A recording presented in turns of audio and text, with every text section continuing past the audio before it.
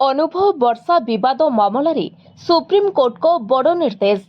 पूर्वतन सांसदों आवेदन उपरे जवाब मागिले सर्वोच्च अदालत। वर्षा निर्यातना मामला रद्द करने होइथिला आवेदन।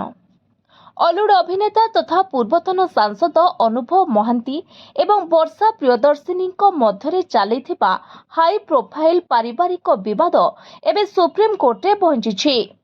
मामलार शुणाणी करी ओडिशा सरकार को नोटिस जारी करिसेंती सुप्रीमकोर्ट।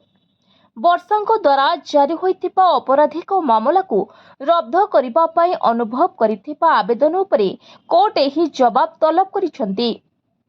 जस्टिस संदीप मेहटा एवं जस्टिस विजय विष्णु को नहीं गठित खंडपीठ अनुभव को स्पेशल लीव पिटिशन रो शुणाणी करिसेंती। चलित वर्ष जनवरी 30 रे ओडिशा हाईकोर्ट अनुभव को मामला रद्द आवेदन को खारज करने सह तल कोर्ट को चार्ज फ्रेम को कायम रखिथिले। हाईकोर्ट को सही निर्देश को अनुभव सुप्रीम कोर्ट रे चैलेंज करिसेंती। 2020 मसीहा डिसेंबर 19 तारिख रे वर्षा प्रियदर्शिनी कटक पुरीघाट थाना रे एक एतला देइथिले। 2020 डिसेंबर 18 रे अनुभव एवं तांकर दुई जन सहयोगी वर्षा को कटक नंदी साही स्थित ससुर घरे एक रूम रे ताला पकाई रखिथिबा अभियोग होइथिला।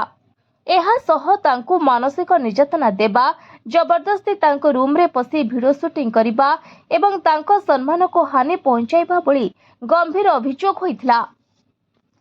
Bureau report, voice of Odisha live.